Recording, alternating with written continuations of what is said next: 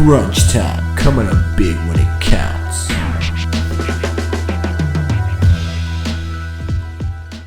What's going on, ladies and gentlemen? Welcome to Crunch Time, where we come up big when it counts. I'm Doma with the great man Sauce, Anth, and Luke. How we going, gents? What's happening? Pretty good. Pretty fellas. Good. All good down here. Obviously, your boy LBJ today came out and obviously dropped a big clutch three. People want to doubt his clutchness, and I seen a stat today where he's, in the last 25 years, only Kobe Bryant has more game tying, leading, or go ahead buckets in the last fractions of the game or whatever. Last 2 minutes or minute of the game, the last 25 years. He's only second to Kobe, right? He's on 97. Kobe's on 101. Said he was seeing 3 rings. He's saying he's seeing 3 rings because he got poked in the eye. And he's probably because he's going to probably win another 3. That's probably why. So legit. Another 3. Legendary. No, Sauce has said it before. Honestly, how elite was that 3? Late in the shot clock, got thrown out to him, scramble mode. Obviously, the guy looked and goes, I can't put this up, whoever it was, Wesley Matthews or whatever, and threw it out to him. Gives it to with 1 second on the shot clock. If you watch that over Curry as well. Yeah, if you watch that replay, Curry actually yells at him and says something to put him off while he shoots it. And then when he hits it, Curry's like unbelievable. And then the front on view, LeBron's like, I can't even see through this eye. That's what he says. Yeah. And you read it, it's so funny. And then Curry just looks at him and just goes, give me a spell. Let me tell you two things. One, he definitely is ready for. Sorry, that's Steven trying to call me. Business calls. Business calls. In business calls at this hour. What was I going to say? One, you can tell he's ready and prepped for Space Jam 2 because that acting was on point. He milked that. I know. I'm sure he got eye poked. I'm sure he hit that nice, like he got it right in the eye. But you see the acting. I love it, bro. He put the eye drops in. And then the eye drops, and then the shot of the tears. He can do it all, but he can do it all. That's why the man. That's the thing. He's understood. He's understood where the NBA is at these days. That the acting in Hollywood and the move to LA is gonna prolong his career because he's going to be able to get these calls as the GOAT. He can go in there and get these calls, right? You don't think all the actors that go to in LA, all the Hollywood studios aren't calling him tonight and be like, hey, we got you for the next one. Forget Space Jam 2. Let me put you in the next Scorsese movie. That was ridiculously. And the second thing, and more importantly, this was the first NBA game that I watched, not the whole thing, but the fourth quarter majority of it, that I stopped, took time out of my day to watch maybe since like early on in the season, maybe since week 1 of the season. This was by far like the perfect catalyst for if there's going to be a hobby rebound in the modern NBA, this was it. Like this sparked interest. People were excited. I saw so much chatter about it on IG. It was good. It was good. It was good to feel that. Yeah, for sure. Yeah, but that just emphasizes that. Let's be honest. The last, 8 weeks of basketball has been passenger, and they've been going through the motions because at the end of the day, the 7-game series is what's matter. What matters, and they know that. They know. The other thing as well that hurt the NBA, and it just proves it. It just proves it to a T. LeBron wasn't playing. Not many people wanted to watch. It's as simple as that. He puts bums on seats. Zion's injured. You know what I mean? Jar's been average. Luka, he's done his thing. But I'll be honest with you, I'm not tuning in to watch Anthony Edwards and LaMelo Ball every night when they have one good game every four games. It's like it goes top tier players. You want LeBron, Giannis, Kevin Durant performing at their best. Yeah. And then you want the matchups. They're the 2 most important things for NBA excitement. Genuinely, the NBA is so lucky that Curry went on a tear and averaged almost 40 points in the last 2 months, and just dominated, because that was the most exciting thing. Like, I was tuning in just to see what is he going to do next, literally, and he just balled out, and it was so good. Like, LeBron came out, and I'm not going to sugarcoat it. The Lakers absolutely stunk in the first half. Him, Schroeder, and Davis went for, I think it was 6 for 48 from the field. They absolutely stunk. Like, it was bad. But I think that's getting into like playoff rhythm, and I think early on, I think that's why I think Knicks are going to beat Atlanta, because I think Knicks have got that momentum. That's going to be a good matchup. But that's what I'm saying. The matchups are exciting. Like Suns versus Lakers. When I saw that, I'm like, that's not bad. I'm excited to see CP3, LeBron, Booker, and his cards, the value that he holds in the market. You know, like it becomes interesting now. Yeah, whether we see that translate into prices, we'll see. That's a story for next week's pod, really. I genuinely reckon also, like, Golden State should beat Memphis. Memphis has got no perimeter game whatsoever 100%. In terms of shooting. So they'll win that, and they play Utah. That is a very good series, because what I saw today from the young fellas in Golden State, they can play some defense. Yeah. They got some good players, and like Wiggins played couple bad calls at the end there cost them. That's about literally. It. Jordan Poole looks so good, and LeBron. Wiggins and LeBron. Jordan Poole looks great, and so does is it Toscano? I forget it's Toscano something. He's the one that young fella.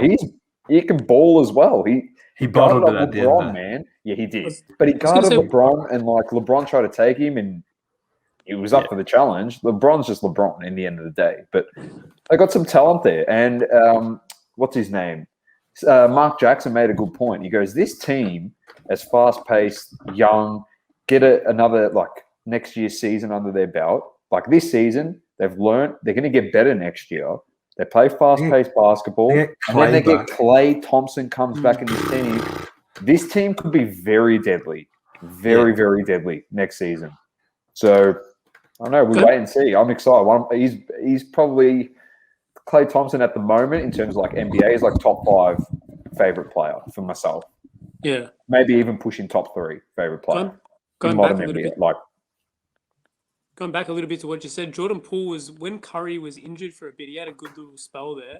And he had a bit of a run up on cards too, which was good. I reckon he's a good purchase, man. Like, you can shoot. You know what's funny? Look, be mindful now because he's gone off for a few games, so his cards I know that. Tweaked up a little bit. But you know, if this is what I mean. Like, if you were doing your due diligence last season, you would have seen these flashes of brilliance of Jordan Poole, that he's actually got the ability to put the ball in the bucket, and offense is what you don't really get love in the hobby for defense. So offense is what gets you people collecting you, and he's shown that last year. So if you weren't picking up his cards, and I was buying his base cards for $1, $2 max, right? Max, just stacking them up every time I seen them for $1 or $2, just through the Facebook groups. Yeah, I'll buy that. I bought something this guy sell for $20. Oh, he's got a Jordan Poole for $2. Yeah, I'll buy that. And just stack them up like that, right? Because they get to a point that, hey, at some point he's collectible, and all those cards, all his base cards are now worth $8. You for extra money, but just by like tacking a few those $2 cards on in a Facebook group. And it's like one of the ways that you could, picking up those $1 and $2 rookies can add up in the long run. And it gets hot. I mean, someone pays $10. I mean, I had someone pay $15 for a KZ Okpala card when he got hot in the preseason, and I bought them all for $1 each. I just paid off, and I had 30 of them, so I paid off half of them with one sale. I did that with some Garland stuff at the start of the season. To be honest, I probably should have sold off more of what I had, but I just wanted to get rid of all the base stuff, because I bought I bought a big lot, a lot of base, and then a few like variants and shit like that. So I got rid of all the base to pay off the whole lot, and now whatever I got from the lot now is profit, really. Yeah, that's good. Yeah. It's the best way to do it. Yeah. Did you have something, Ann? Sorry. Oh no, I was gonna say one of my girlfriend's cousin, who's very new to the hobby, we went halves on a spot. We pulled the LeBron mojo. He was, when he first joined the hobby, when he started looking at cards, when I was educating him on cards, and I was saying buy try buy silver of a player that you might think is going to do well, he straight away went to Jordan Poole because it was during that period where Curry was injured and he was playing in that spot. And the cards then were about 140 USD for a PSA 10. And now I think they're above 250, 300 around there for a PSA 10.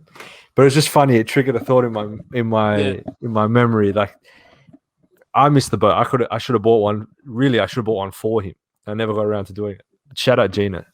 He worthy shout out there. Definitely. Very nice. All right. Enough on the planes. That was just more the game that we wanted to talk about. I know Washington literally stunk it up. Actually, just quickly. They're playing the Pacers. Yeah, they play the Pacers. I didn't realize that, to be honest. I thought when they lost that round, I was like, oh, fuck. No, they were on the better side. Cards, they're worth nothing. Yeah. Well, a funny thing that I found out today, and just general sports discussion, I found out that these play-in games, so we've had 1, 2, 3, 4, there'll be 6 in total. The stats actually don't count to anything for the players. Oh, really? I know it's like a minuscule thing, but Mark Jackson and Van Gundy made a point to that. They go, well, technically now that you've created this, it's the playoffs. So it counts as playoff points. He goes, too bad that they get to probably play extra games and other teams, but he goes, how can you just have it like Jason Tatum's had a mad night, drop 50, and it counts for, like, it doesn't count to his career. Oh, I don't know about that one. Like, I thought so it would count, like postseason points, no? Well, that's what they were saying. That's what they technically though, it's not a playoff game. It's technically a regular season game to determine who goes into the playoffs. So that's the way I look at it. It should go towards the regular season. Regular season. That's their points. For their career is what I'm saying. Like points that they've scored for their career. They're saying that this doesn't count. So the 22 LeBron shot today and the 30 whatever Curry shot, it's for nothing. All those stats, it's literally just 0, 0, 0 in every category, which makes no sense. Which is like, I know it's such a thing, and people are like, oh, they might think listening to this, it's such a, like, you're really just nitpicking, but realistically, players care about this stuff too. Like, their stats are their stats. And I think LeBron will be pretty pissed off if he misses out on catching Kareem Abdul-Jabbar by 22 points. I would be if I was him as well. Yeah. He'll sign a 10-day. He'll sign a 10-day for someone. What are you talking about, Ant, bro? This is what everyone needs to understand. He'll sign a 10-day. Exactly. He's just going to go when he's 58 years old. That's what he's going to do. But he's going to do that with, like, that's LeBron. He's going to go. He's going to be like The Rock and John Cena in the WWE. Yeah, 100%. He's going to go do movies. He's going to go like the. No, but he is. LeBron's going to go do. It'd be like Space Jam 5 by then, and he's going to go do. He's going to do like Rambo and like Terminator. He's going to do all these. LeBron Vengeance. Back to the Future. He's going to be. Yeah, he's going to become like a Marvel superhero, and then he's just going to be like, oh, number 1 seed. I'm still good. I'm still decent. Like, he's not even going to do that, bro. He's going to be like, oh, Golden State's team stacked. I'll sign a 10-day contract, sit on the bench, wins a ring. Yeah, I got the ring. He's not even going to play minutes, bro. So he could just keep signing 10-day contracts until he's like 70 years old, sit on the bench like T-Mac at the Spurs and get a ring. He doesn't care. Doesn't need to play minutes. Or he comes on, shoots a 3. That's it. I was going to say, how many cameos back at the Cavs can he have? Oh, bro, he's got at least another 5 in him. Bro, it's gonna be like starting lineups, and he's gonna be like wrestling. And in the 5, it's gonna be like, who is it gonna be? And it could be any franchise, bro. It's like LeBron James, and everyone just loses their shit. Oh, 10-day contract, LeBron. This is crazy. That's what's gonna end up happening. He's gonna make a mockery of the sport. He just keeps sending the "I'm back" email just to every different team. I'm back. He's going to be the John Farnham of American sports. He's just going to. This is turning into a LeBron. All right. Moving on, Dom. What do we got next? All right, crazy Hamilton card sold during the week. Red Wave number to 5. Run us through it, Lukey. Run us through it. It was the Hamilton Topps Chrome variation in red out of 5. Yeah, I don't know what to say. What was the price tag? It was $48,000. That was accepted on the best offer. That was, yes. That is pricey, and in my opinion, it's not the right buy in that area. Could I be wrong? Of course I could. But look, if you're spending close to 50K on a card, I don't know if it's just me, or I'd probably be looking at a dynasty card where you can get a patch. I don't know. This is just for a bit of information. Apparently, someone was saying on Twitter that the patch cards for F1 Dynasty are not driver worn. I'm not expecting race worn, but driver worn, you'd think you'd at least be getting that. But the only sort of clarification for that was because they mentioned memorabilia card and not driver worn. I'm not too sure. We probably need some clarification on that. Don't crush my dreams with this. Huh? That's what I said. I'm just gonna pretend it is. That's what I was. I'm just gonna keep telling myself the driver worn. Right? Yeah. I'm not taking that. But yeah, the one of one Hamilton Topps Dynasty card sold for the comp was 47 grand, wasn't it? Yeah. So you're paying so an on card patch auto from Lewis Hamilton is selling for about the same price as an out of 5 Topps. Was it Sapphire or Chrome that red one? It's Sapphire. It's out of Sapphire. So here's I got a thought on it. It's just for me, it's just not the right move. Just me personally. But here's my logic. It is arguably, and I know we're very biased towards Schumacher on this podcast, but is arguably the same situation LeBron and MJ. He is 1A or 1B in terms of the GOAT of F1.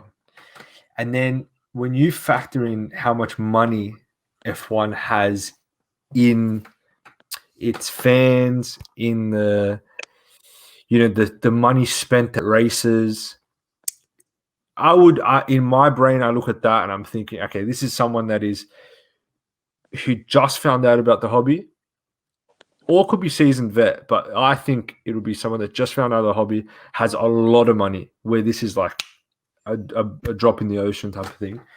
And they're like, I want the best possible Hamilton card that I can get to flex. And I want to put it in my house. I want to put it up on display. That's how I view it. I wouldn't see it as this person's done it as investment, because it doesn't correlate with like the other prices of the Sapphire stuff. But it is a lot. And I know what you were getting at, Luke. I would rather, personally, a Dynasty Hamilton for sure. Like, I don't see the point of getting Sapphire, which is just basically the same as the original Topps Chrome, just with a different, print and design and everything. But I would rather have the autograph, an on-card auto of Hamilton, just regardless of what the patch is, whether it's driver worn or not, whether it's race worn or not. On that point, I'm just going to say, I'm going to bring up a window here where I've gone there. We've got the Lewis Hamilton number to 5 Dynasty card. You called him Lewis Hamilton? Lewis Hamilton. I'm glad you answered. Wow. He's killed him. He's absolutely killed him. What's that? Hey, never mind. It's not that bad, Sauce. At least he's not pronouncing UFC names, bro. When you're editing it back, you'll pick it up. I think your mic dropped out as you're pronouncing the T. You said Lewis Hamilton. Anyway. Yeah, you said Hamilton. Yeah, I probably did. Who gives a fuck? But anyway, on the back, as I was trying to prove a point, it says here the relics contained on this card are not from any specific race, event, or season. And that's 2020 Topps Dynasty, number to 5. It just says that's all the specifics we are given on the card. I'm not from any specific race, event, or season. So it's not saying it's not. Yeah, but it's not saying that they didn't wear it. It's just the way I read that is like it's not from a specific race. Yeah. Event or season. So as I said, read that as you will. But could have worn that when he went go-karting for Mercedes. I'd still be happy with that. I'd be happy with that. Yeah. But guys, you can go buy this BGS 9.5 for that's 27,000 buy now, and that guy bought that card for double that price. So when you look at it like that, And that was raw, was it? The way I compare that to, it's like buying, say, LeBron, for example, yeah? Not buying the exquisite, but buying a Topps Chrome numbered to 5. No? It's not the same thing? I'm not gonna dispute that. I reckon the exquisite card is probably These better. Topps Chromes are ridiculous. There's a Topps Chrome out of 5, just base, for 23K USD. Hey, it comes with the territory. If you buy Montgomery Burns products, you get Montgomery Burns prices, bro. That is nutty. That's Hey, crazy. it's Montgomery Burns. It's all about money, Montgomery you know what that Burns. makes me want to do? Go open a box. I want one right here. All I can think about is like after. Do you actually have one? Do you actually have one? Hamilton number. Did you get one Montgomery Burns? No. Oh, the regular. I was gonna say you're ripping that shit right now, bro. You might ship my cards. I have Stevens. I'm not gonna say it's mine. It's Stevens Sapphire box. It's in my ship my cards. I want to get it back before the hobby. You know what's funny? The way the prices are actually going. Was it last week or the week before? We just bagged. Well, it was 2 weeks ago. We bagged the product, and it's like, $1,300, $800 a box. I'm not saying we've got egg on our face, but it's more the fact of like the cards are being justified ridiculously. Yeah. I'm happy to take that L. Yeah, exactly. Look, I was wrong. I thought it was overpriced, but I think it's settled at $750, $800 a box. Yeah, $800 box with the fact that you pull a $40-something thousand card. That's what I mean. But in saying that though, we will kind of defend ourselves by saying that we more complained about the fact that it was a $99 box and went to $1,300. Yes. Yeah, that's how we cover. Exactly. That's what I was about to say, Dom. That was where majority of the complaint came from. Like I get that now it's probably a $700 box. I sort of, I've come to the thing, but. Like $1,300 off of people paid $1,500 confirmed sales $1,500 when it was sold to them for $99 15x. It's crazy. If I'm getting that for $99. I'm ripping that shit. Come on, man. Oh, for sure. Bro, especially now. Just imagine you got it for $99. You sold it for $1,500. I know you might cop an hour on the actual box, but imagine the way guy that out of 5 got it out of a $99 box. Oh, that is the biggest W I've ever seen. That's a huge come up. That's when you become fucking Mr. Burns, bro. You just make the money. It's just ridiculous. It's just stupid. The prices are crazy. Just a comment about the. Oh, go on. You go, Lukey. Go, Lukey. Go, I was Lukey. gonna say just a comment about the F1. Like the comment about the F1 market. Does anyone see a lot of similarity to how soccer had the big run up and then the big fall? Does anyone sort of see that? It's possible. I'm not. I wouldn't be surprised. It's weird because it's first product across the whole board. That's the only thing it's got going for it that isn't like that's against the whole argument like soccer. Because like soccer, you had 2014, Prism, you had 2018, then you had 2006, 2010. This is like there's only right now Dynasty. There's 1992 Grid, cool. There's that. Then you've got to jump to Dynasty, which is ridiculously priced for a box. One card per box. They were similar to Australia. I was trying to look into it, but there's a 2006 Futera Grand Prix box, and that's Lewis Hamilton's rookie year. I don't know if it's stickers or cards. I've been trying to find it. I don't think got anything in it though, because the only other card Lewis Hamilton that I've been able to find was that 2008 Pro 2 one that is apparently is not a real card. According to there's also the Sports Illustrated Kids Edition where I think it's a picture of a car. It's not as good. What? People don't like it as much as like a face of a car, picture. Is it? I haven't seen it. Well, I think so. I tried to look it up. I'm so tempted to rip a box. Because to think that he's live on air right now, and it's ripping. No, to be a driver from 2000 and 2000. Look, yeah, 2009 Kids Formula One, Kids Formula One, illustrated for Kids Formula One. Sorry. Well, these are about Lewis. Something that doesn't sit right with me is that he's been a driver for since mid 2000s, and his rookie card is the tops now. That had a print run of 1900. And let me tell you that doesn't make any sense to me. That doesn't sit right with me. I don't know. No, that to me that's like one of those things where Prism 2018 World Cup. And soccer had a big run up. That makes sense. I can see that comparison.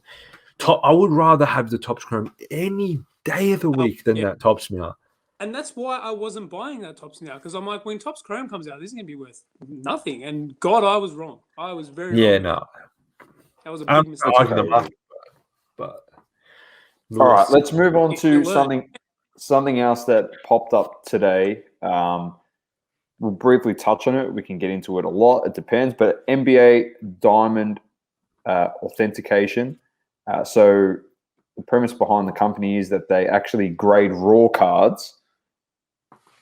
Well, they do some other ridiculous shit where they actually grade the graded card, which is they do this as well, which was their premise, which was their original premise. But I think their use for this is much better, and I think it's got a place in the market. But I couldn't finish explaining it, Dom. Yeah, so it's like cards post the year 2000, sets and cards post 2000. I'll give you a quick rundown of some of their stickers that they actually put on. Now, keep in mind that they only do SGC, BGS, and PSA authentication. So when you're doing it, and they sticker your raw card, you've got to send it to one of those three. That's the way I read into it, for it to have any credibility. So that's the only time you would really use this company is if you're sending your card to PSA, BGS, or SGC. So they've got like the NBA Black Diamond, which is a PSA 10 Gem Mint, SGC 10 Pristine, or BGS 10 Pristine. That's a black label. I don't know how like the Black Diamond has the BGS black label with the PSA 10. It's whatever. I've seen these. I just realized I saw this for I saw this on Mbappe. A while back, and I was very confused. So it gets a bit confusing. So the NBA Gold also includes the PSA Gem Mint SGC 10 Pristine, but then a BGS 10 Pristine. So fair enough. Like it's just, and then the NBA Silver is like virtually a perfect. Do you want me to read you the things? These are actually pretty funny. I should have read these. Yes. So the Black Diamond is perfectly sharp corner, superior print quality, and the image must be centered 50-50 on the front and within a tolerance not exceeding 60-40% on the reverse. Black Diamond can only be awarded on those cards I mentioned. The NBA Gold is same stuff. Allowance might be made for slight printing imperfection. The image must be centered on the card within a tolerance not exceeding 50-50 on the front and 60-40 on the back. NBA Silver, which once again includes the 10 Gem Mint, the SGC 10 Mint, a Gem Mint, and the BGS then 9.5 Gem Mint. So SGC has gone down from Pristine to Gem Mint, and somehow PSA 10 Gem Mint's got 3 sticker categories, which is confusing to me at the moment. But this is for slight imperfections. Image must be centered on the card within a tolerance of 55-45 on the front and 65-35 on the reverse. You might as well just fucking take the bloody picture of what the back type of the of card. math shit is like? What are they going to do? They're going to measure every single card. It sounds like a Ponzi scheme. Like, give me a graded cards, let me measure it up, and I'll give you another score on top, bro. And then it's like there's an NBA Gold again, but it's for a different standard. It's for PSA 9 Mint, SGC 9 and 9.5 Mint Plus, and BGS 9 Mint, and that is for superb condition cards. For the graded cards? For raw cards. For the raw ones. Oh, okay. Yeah, with 4 sharp corners.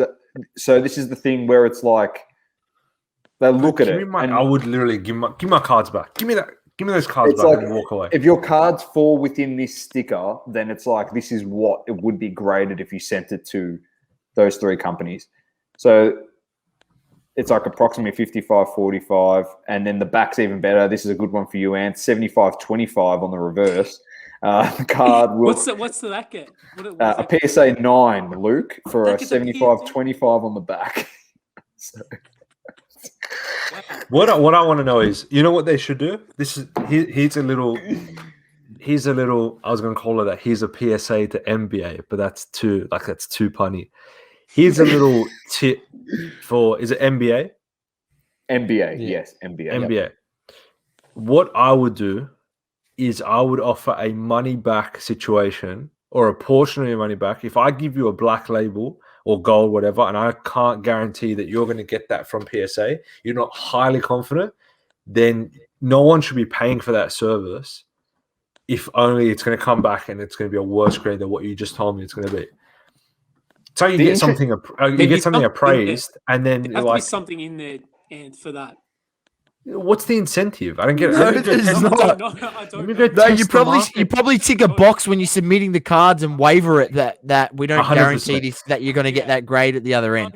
Most likely. The interesting thing that I took out of all this, and like I reckon it's a good premise and it's all good, and it's built upon what BGS used to have. So if anyone listening didn't know that BGS used to do something like this, and at like the National and at Dallas, I think wherever BGS was, they literally used to grab that raw card. They used to grade it for you there and put a sticker on it. So when you sent it straight to BGS, it streamlined the process. So when the grader got the card and went, oh, it's got a 9.5 sticker and it's BGS raw card graded, they used to grab it, look at it, and be like, all right, bang, straight into a 9.5 BGS slab. Automatically process your order and it comes back to you straight away. That was it. There was no, we have to regrade it. Nah, it's already been graded for us by a BGS representative. Now we literally just put in a slab and that's it. The card's done. But the funniest thing, I don't want to nitpick on PSA, but I'm going to nitpick on PSA. But the whole thing on the PSA 9 mint is the fact that it's like a superb condition card, 4 sharp corners, exhibits 1 minor flaw. Centering must be 55-45 on the front, but 75-25 on the back will visually represent as a gem mint card, but under close inspection will have minor flaw.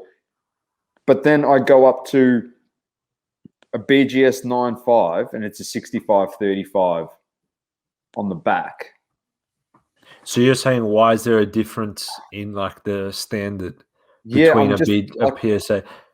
It's like I'm just confused on that stuff. Like it's a 9.5, and then but in that same category, that's a PSA 10.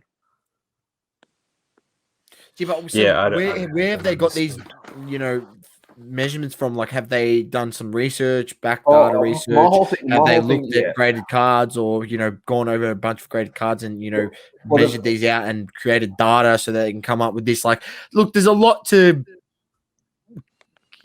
It's just interesting. It's $20 a card. It's $20 a card, mind you. USD a card. Vince? On top of the thing. Here's my straight up honest opinion, and I'll flame it. You always going to save it for the fire and flame, but in a time of like such innovation, like PSA when it got Genamint, all these different HGA innovative ways of grading, and you want me to give you $20 for what? Like what added value do you give me? If I get a PSA 10, I get a PSA 10. Like if I get a PSA 9, I get a PSA. I don't want you giving me like that this could get a PSA 9. There's no guarantee. Yeah, but there's people out there that do that for $5 to $10 a card. So half the price. I know there's services out there, people in the hobby that do it. They'll go over. I'd rather give it to someone that has graded well. Yeah, like has been in this hobby. They grade a lot of cards weekly. 100%. This to me sounds like a quick fire money grab by someone that I believe he used to work at PSA or something like that. That's how he got the history of it or whatever it was. Okay, cool. You're trying to leverage your, wisdom onto people. Get that black diamond, get shit off my card. Like I don't care for it. It doesn't appeal to me at all, or whatever it is. That's the truth. It's a money grab. Yeah, my quick take is I don't rate it. I'm not paying $20 to get. What is it? Oh, we can't grade at the moment, but grading was like $35 itself, wasn't it? Yeah, look, so that's another thing to be estimated, Lukey, when it does open up back up. PSA is going to be $50 a card. $50 a card, you reckon? Yeah. But that just adds to your cost. That just adds to your grading cost of your card. Another $20. Like if you're looking to sell this card to make a profit, we're putting it that way. Which in most time, most people are when they're grading cards like that. You're just adding more cost to your grading amount. The reason why I'm saying it's going to be 50 USD a card is because Chris Hoge and Josh from Cardboard on the crossover, brought it up just subtly in not the last pod that they did crossover, the one before, and it was literally based on people DMing them and like that they know very well that said, "Oh, it's going to be an increase in price." And the last time I heard this was like I was in a room in Clubhouse with representatives from PSA, and they said, "Oh, it's going to go up," and it went up. Of course, and then and then the same thing when they closed. They're just like, "Oh yeah, when we reopen, we're actually going to put the prices up again." It's just like I can't tell you exactly what it is, but it's going up again. And people are like, "Are you serious?" And he's like, "Yeah." But I got 2 points on that. I'm so surprised. You go. No, go, Luke. No, go. You sure? I was gonna say, yeah. I'm so surprised that we haven't seen with no grading. With them catching up on grading them, I'm surprised we haven't seen an increase like at the bottom end of graded cards. So like your PSA 9s, for example, haven't got a bit of an uptick. Yeah, I'm surprised on that too. I'm surprised because you can still pick up some very, very, very. They're waiting. Hey, they're waiting for that. They're waiting for that technological grade. That's all they care about now. People laughed when we all said it. Like that, it's going to devalue. It's going to devalue. These up, I'd forgotten. No, I'll give a little bit of credit. My September it wasn't express, it was regular sub just moved to assembly, so that's a bit of exciting news. But the thing is, I've seen that they've tried and caught up with their backlog. They've made headway. Now this is the thing, like you just said, like with the whole, they want the new technological gentleman stamp of approval. That's the thing now. I'm going to get my cards back after waiting almost a year. And, are they gentlemen approved type of thing? They will mine just the test dummies. That's what I want to know. That's a whole nother conversation. Nat Turner did say that they were going to incorporate it over the next few months and to trial it though. To trial it. So it's not guaranteed that they're actually using it yet. It's more like they might be using it on test cards, like to get the dimensions on grading certain cards correct, like from different sets. It might not be like your card. It might be like they've got a whole bunch of cards that Nat's bought, and he's like, we'll use mine as the test dummies to see how it works. So it's not guaranteed that it's even being used yet. It might be an official thing that will launch once they reopen in July. So, and then it becomes a test process where it's like, oh, you can send it here. But I still think that they might go along the lines of HGA and say, yeah, you can send here, but we're going to have allocation to use that software per month till they get it, I don't know, to a standard that they're happy with. Because not for anything, HGA, like it's not perfect. They're not perfect. And it's continually updating and improving as they go along. But my whole thing is, I think the grading, it will devalue as much as everyone says, no, it's not. No, it's not. I think it will devalue. I haven't applied to HCA for a couple of weeks now. I've completely given up. I want HCA cards so badly, but I just keep missing the timelines. And shout out to HCA. They're legendary. Who? Revolution Grading Company. It's not happening. Get a prism. Never. Slab. I'll send it to MBA before I send it to RGC. But you know what I think? Slap in the face. You know what I honestly think? He's on fire tonight. He's on fire. I'm just speaking the truth. Like I'm just saying what it is, man. Like it is what it is. Like you want smoke with everyone tonight, Ed. I'm happy with that. Keep going, Ed. Keep going. Yeah, keep going. We can tell the truth. It's all good. This is the Truth Podcast. Exactly. We're here to flame people. This has been a hot week for all of us. Like I think so. You boys on double coverage, and now here as well. Like you I'm gonna get blacklisted after Wednesday for the 70 people that have listened to it. I'm done. The energy from last night is just transferring over to this. Legit, let's go.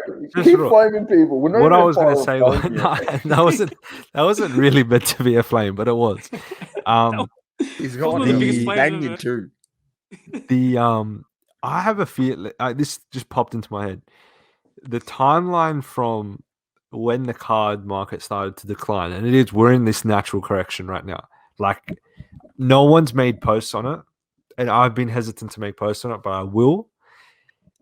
We are right now amidst the same type of trajectory that like crypto and everything. We're on this decline, and a lot of this value of not as sharp as crypto, but a lot of the value of a lot of cards have dipped. It's just 30-40% across the board, which is, to me, doesn't signal a crash, doesn't signal anything bad. This is just a natural. It ran up so high and now it's crashing back down. This is a good buying opportunity for certain cards. But if you have a look at the timeline of the last year, when PSA closed was the start of the dip. And it just popped into my head. There's no way those two things don't correlate.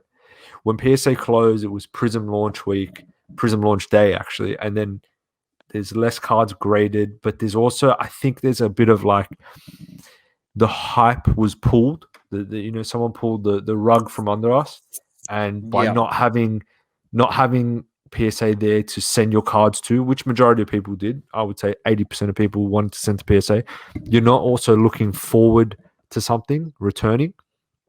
So it'll be interesting to see. Now we're heading to they said they're opening up July, correct? Yeah, July or June 3rd or whatever it was, July 4th.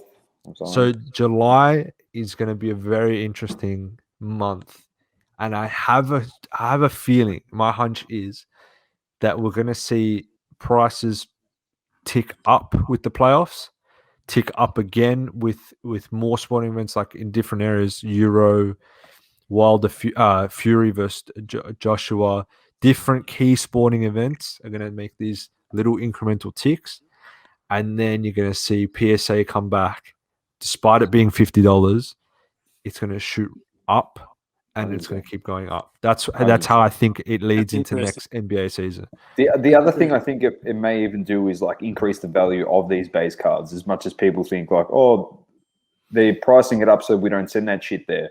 What do you think people like their thought process is? If I send my crappy base card for $50 USD, what, they're going to sell it for 30?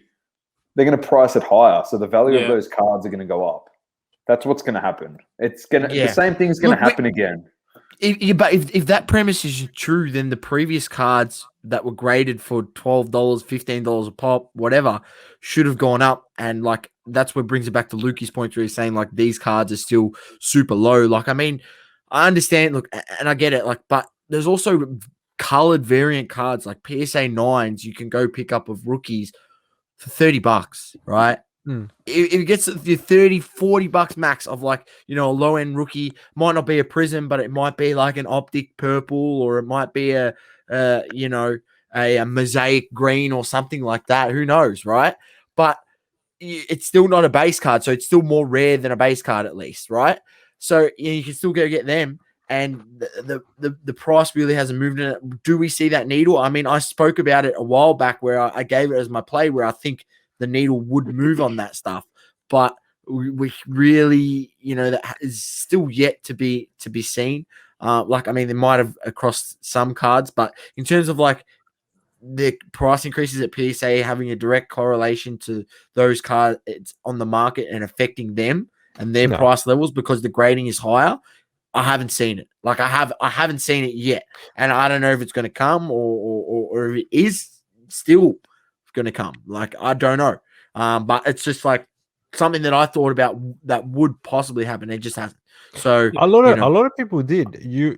A lot of people actually had that thought. PSA 9s are going to be shooting up, and PSA 10s are going to shoot up just because the graded cost goes up, and it makes sense. But I just think that PSA, like, literally, I have this just vision of them pulling the demand away, and then it also like subdues people from being like too involved in the hobby. I've got so many base cards that, not base cards even, I've got so many cards that I haven't been able to send anywhere. One, because it's going to take a year to come back if PSA was open, and two, because PSA is closed. So I'm sitting here with base cards that I don't want to sell, because I believe in them. You know, I believe in the players. I got Huming Son out of 99, beautiful card that I want to get HGA graded. Can't get into HGA. I don't want to send to BGS. What's it? Pardon? What's it? Prism. Beautiful card. Like 18 or 19? The one you hit in The a one box. he hit, Oh, I hit that's it in right. the box. In the Yeah, box. the new one. Beautiful, like literally such a gorgeous That's card. nice. I've got Stan Lee cards that I still haven't sent in. Yeah. Marvel cards I can't send to HGA. They don't do Marvel yet. PSA is where I want to send some of these cards. And It's HGA and PSA. And they're I going to can't. have added features too, yeah. Don't forget that. They're going to have more things that are coming out. It's not just the tech. There's more coming with that. No one knows exactly what it is. Like, it all will be revealed in July. Now, I think PSA is gonna PSA directly correlates to the health of the hobby. 100%. How well PSA does Great point, Anthony. does Especially when there's you a the link timeline. there. Yeah. Yeah, it's that just came spot to my on. head now. So Yeah. didn't I was gonna say, I pre never thought of didn't that. pre-pod for Good that. point. I like Yeah, it. that was Now, a good point. honestly, 'cause with those new features, clearly, like you said, they have a stranglehold on the hobby.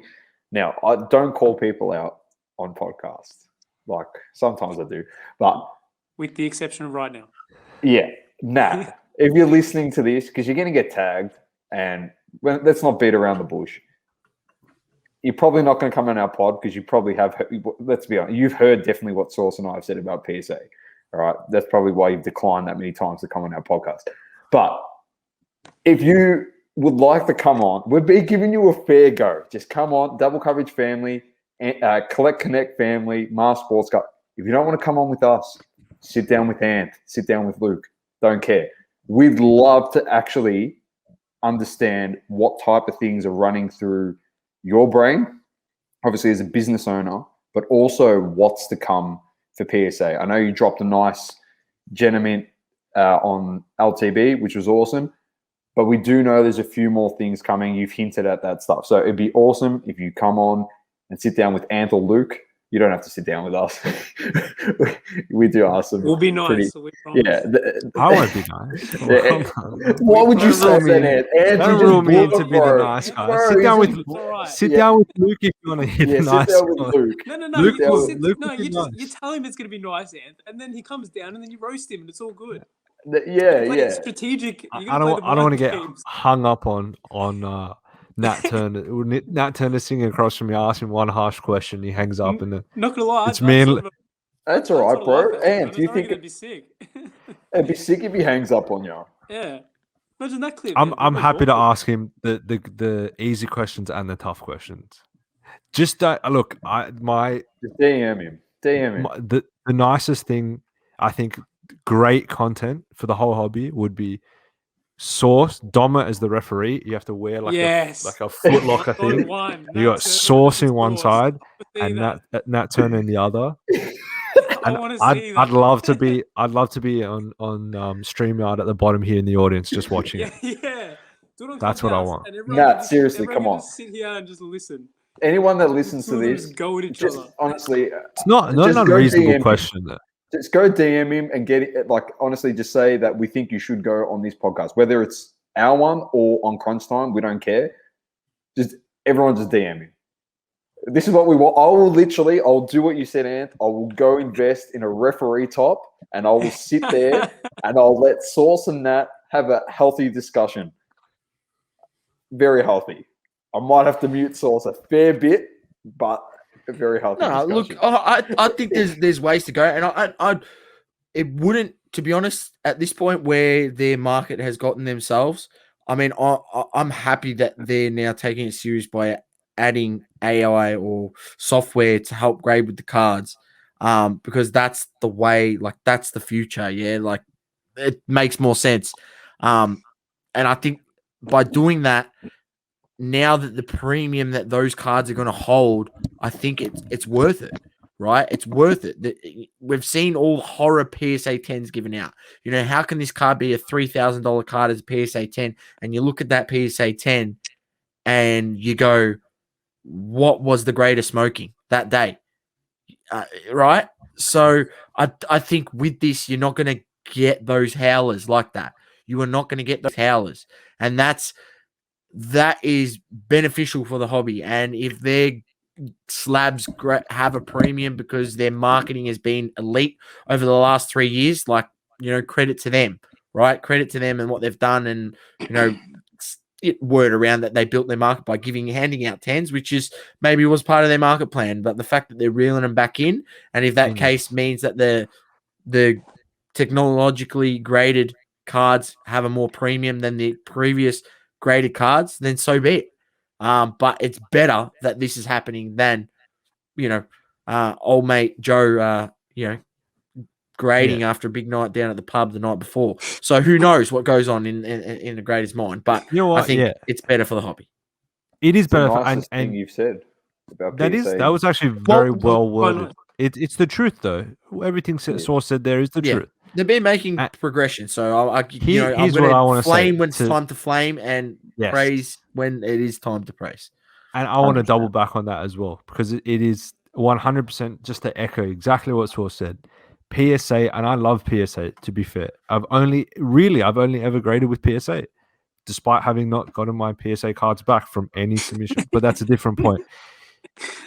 PSA, like I said, is it's tied to the health of the hobby. So that's why I think PSA is so important. Agreed. I would like, and if by some chance Nat is listening, a timeline the same way Topps did with like their 5-year plan or 2-year plan, just a rough general timeline. When do you see Gentleman being implemented? When do you see the next feature being added? What is your plan for 3 years down the road? How do you plan to make sure that the hobby grows at a sustainable, healthy rate? Just little things like that. The same thing you'd provide, and I'm sure he is providing to every one of his investors. Just make that public, make that common knowledge. And I'm not sure if that's out there. If it is out there, that'd be great. That's just all the information. The difference is, the PSA that all of us have been so hard on is the PSA pre-Nat acquisition. That's a fact. That's another fact. Yeah, that's the other thing. Ever since Nat stepped in, and that's another the whole. That's the thing as well. Like, if we get him on, I'm not going to be roasting him and being like, "Oh, you did this," because he hasn't done anything like that. But I do want to ask questions of his thoughts on why they haven't given subgrades, why there isn't a 9.5. Are you going to introduce subgrades? Are you going to introduce a 9.5? I just want to ask those questions. That's all I want to answer. No one has asked those questions. Everyone has literally gone and sat down with him and said, "Oh no, we love everything that you do at PSA." That is not the truth of people in the hobby. So I'm sorry if there's people out there that listen to this and you go, "Oh, you guys are being ridiculous." But when you say stuff like that, you're just blowing smoke up Nat's ass. That is all you were doing. You were sucking up to him and being like everyone else. I just genuinely want answers. If he says, "Oh, listen, boys, we're doing this and this is what's going to happen," and blah, blah, blah. All right. Well, at least you've answered literally 75% of the hobby. It would be fantastic if he came on and just like sat right here with the four of us. We just rattle off questions, and even if he said no subgrades, we don't plan on doing that. We don't really care. I don't care what he says. If he just answers the question, that's fantastic. It seems like everyone just wants a bit of transparency, basically. That's it. Literally, he can literally just answer the question. The biggest one is a 9.5. I think that if you are grading by technology and you don't have a 9.5 grade, I don't see how that, doesn't matter. We'll cut this. We'll cut this clip, boys. Don't worry. We'll cut this clip. Keep that tight. I want to talk about that one episode. Anyway, we're going to roll on because we're going to have to wrap this up soon. Let's finish it up. Fire or flame. Limit. Fire or flame. Let's go. I'm gonna run it off. I'll go with a quick fire. The fire I got is looking at past UFC. Now I've seen a post about this, and I brought up last week. Saucy Smokey, my previous Saucy Smokey on the most recent show, Alex Volkanovski, the Australian featherweight champion in the UFC, where his Topps Chrome refractor rookie card is $20 USD, which is an absolute bargain for a champ. He's going on 9 wins, but looking at older sets, because it seems to be the Prism hype. Obviously, we've seen Big Dana White, which breaking UFC. That was called Dana. That was Dana. I can't remember the breaking place. If anyone knows, shout it out. Big Night Breaks. Shit. Yeah, that's the one. Big Night That's the one, Breaks. that's the one. So that's the one. That was sick.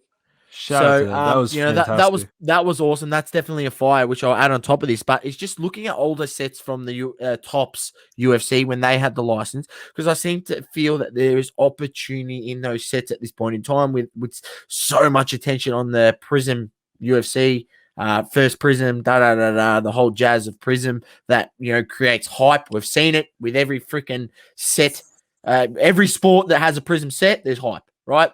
Yeah. Let's be honest. I quickly want to add on to your thing as well. So it's just really quickly. I think it's in either episode 313 or 314 of Luca Tiger's Bronze. Cage actually drops a real old school set of UFC cards, and it's around like their holos and their autos, and you can get guys like Fatal Emelianenko, I think that's how you say his surname. Yeah. So like for like 75 or 80 USD, and he's like Fedor is considered like a go-to, like the literally one of the greatest of the older heavyweight. He's regarded as the top 3 heavyweight of all time. Yeah, anyone that listens to Rogan knows Fedor. He's a huge Rogan is a huge Fedor fan. There's someone that I want to shout out because I remember being in a clubhouse way back. This guy was tough. I wish I knew his name. I'm going to try and find it before this pod comes out.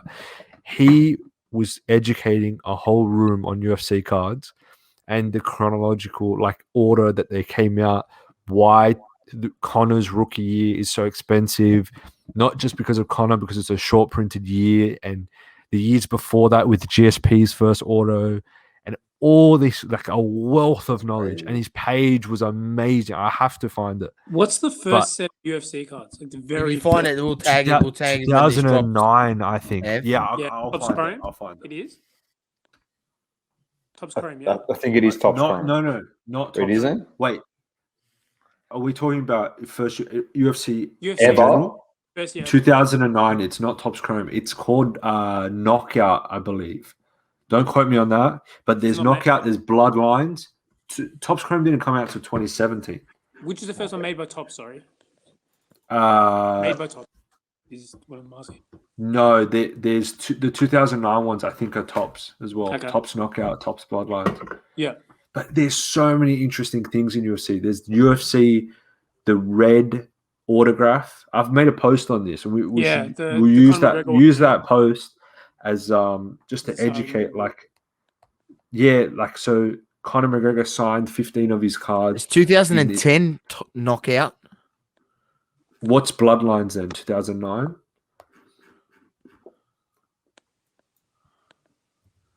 Far out. I was early. I think it was UFC. 2009. So that was back in January. I made that post where Conor's got 2 rookie autographs, and that one on the left, the red, is his. It's called the nickname autograph, and all the fighters have that.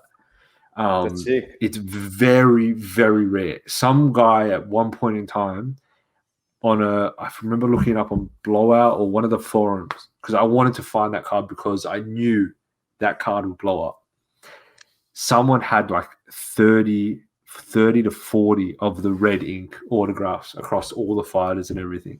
Wow! And I was speaking to Cage. Cage actually had about 50 of the first Conor McGregor autographs at one point as well. Wow! Just unreal. Those are $10,000 cards right now. He's really into it. And did you get one? I didn't. At the time that I wanted to buy it was $3,000. Within 2 weeks, it went up to 10, 11,000, 15,000 before the fight against Dustin Poirier. But I must admit, I was so early on UFC. I remember we spoke about this as well. I was buying Conor cards for $10. I bought an out of 75 for $50. I got about 12 Conor cards that costed me about $100 Australian, and then shipped it from Canada. Some guy emailed, and then sold them on the hype for I think combined profit of $3,000. Just unbelievable how ridiculous it got. I got 5 at PSA across 2 orders as well. That's just crazy. it was so slept on, and I think it's gone back to being slept on. UFC is king, like in terms of hype, building up a fight. Everyone wants to see fights. Everyone wants to see that action. All right, I That's think a with the great Panini fire. Prism, the hype has arrived. I think it's like it's slept on. No, I'm saying but not I'm agreeing with what you said. The older sets is slept on. the older sets. Yes. Yeah. Panini Prism is too expensive right now. Older sets, it's great. Sorry, what do you believe in more, F1 or UFC? Oof, UFC. The hard questions. The UFC card market's been around longer and more Longer. sustainable, I think, than F1 possibly. I stand to be Not corrected really, on though. that. But In January, Conor McGregor was $10 yeah, for his okay. first top scorer. Put it this way: I'm biased. F1 doesn't have enough. It won't have enough rookies year on year to keep the hype going with the rookies. Like Lando, this year is interesting because Russell is considered a rookie, I think. Tsunoda, Leclerc is still young. Even if he does have an RC, it's still a rookie for him. Signs as well. There's so many people. That's right. There's so many that are young, but then who's going to be the next? Who's the next one coming into that rank? Yeah, they don't happen every year. Not like UFC. We had who's the guy that did the massive knockout the other day against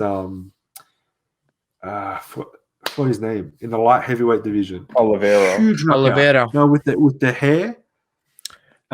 Yes. Get this up. My UFC buddies would kill me for this. I forgot his name. Light heavyweight. Oliveira as well. Like that in itself, with the whole population of Brazil. Who else was in there? Dariush. It wasn't. Was Dariush? It might be against Ferguson. No, not Ferguson. No, it was Yuri Prozachenka. That's the one. That's the one. There it is. There's a UFC pronunciation from Saucy. I love it. Prozachenka. Now Yuri is going to fight. I believe Jan Blachowski at some point. Oh yeah, Jan is such a heavy hitter. He came out of nowhere. You got John Jones. I think I would actually lean towards UFC. UFC is going to have the hype for the longest time. Yeah. And rookies are constantly coming in. You've always got new people coming in for the belt. Yeah, always finding new talent. I like it. Anyone else got a fire or flame? I've got a quick flyer. It's not really card related, but Karim Benzema back in the French national team. Rate it for me, and that's a big W. Rate it. He's one of my favorite strikers of all time. Really? Yeah. I used to be probably watch Chelsea, follow Chelsea more. I used to be mad on Madrid when Ronaldo was there, like 09 onwards. I used to be. We've spoken about this before. Now I used to be. That was your team. Ronaldo. Yeah. I used to be the biggest Ronaldo fanboy ever.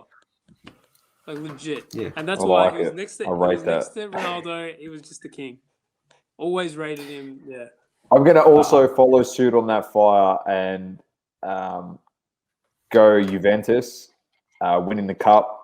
Buffon finishing up. No, for Buffon. For Buffon. Yeah, for Ronaldo. Okay, probably did jack shit in that game. But for Buffon, he's finishing up. And Legend. shout out to him. What a career, man. Goes down as arguably the best or second best goalkeeper in the history of the game. Longevity has just been awesome. He's been able to educate people below him. Who's better than, who's better than him? They say, what's his name? Oliver Kahn.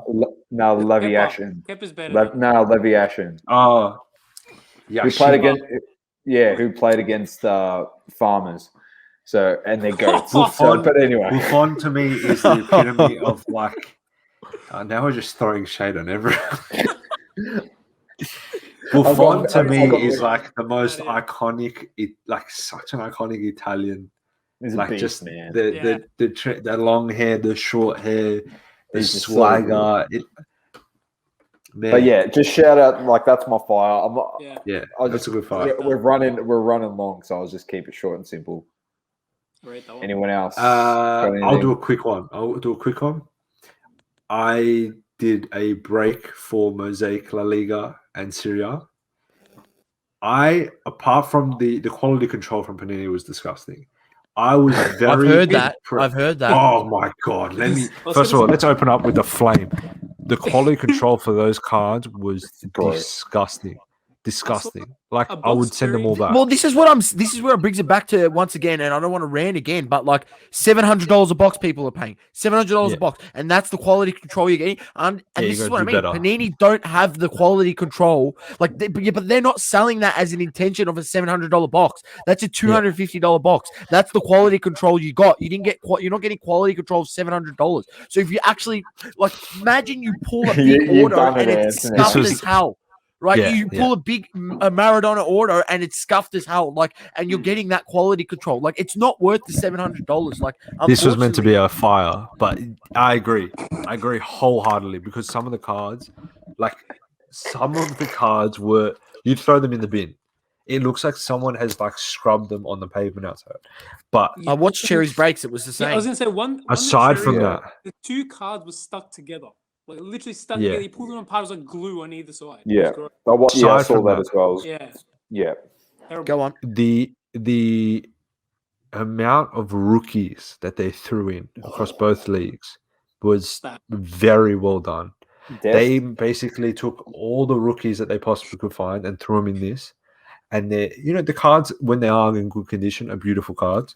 Dest was like a big boy. Like Dest, Puig, and who's the other one that they've got? That's nice. That's Puig. That's beautiful. Who are the three of them? There's Dest, Puig, and Trincao and Pedri. Trincao, that's it. Yeah, that's it. Yeah. See, this happened to be in very good. Pedri does not. No. Yeah, he doesn't have an RC. Didn't think so. Oh yes, he does. He does. Wow. He does. Oh, there we go. Who? Shit. All right. Pedri. There you go. He does have an RC. They've got beast cards. Barcelona. Just look at this. This is from one box for Barcelona. Yeah. I was going to say you whip all these out. Is this all from one box? Yeah. This is one box. Bro. It's crazy. Puig, Pedri, Puig again, base, Trincao, Messi, Dest base, and Messi again. Like that's a solid run if you pull Barcelona. I'm not going to say it's too much of a fire, but Mosaic, I would look at picking up singles. I wouldn't buy a whole box unless you got the money to just run the gamble. Talking about singles today for Mosaic, pick up a few singles. An Osimhen out of 99 sold for $113 on bids, and that was coming out of China, I think. That's the only thing is, how do you know that's in good condition? Yeah, I thought that was expensive, and I spoke to Azura. Me and Azura were talking about it. That's probably expensive from what I was thinking.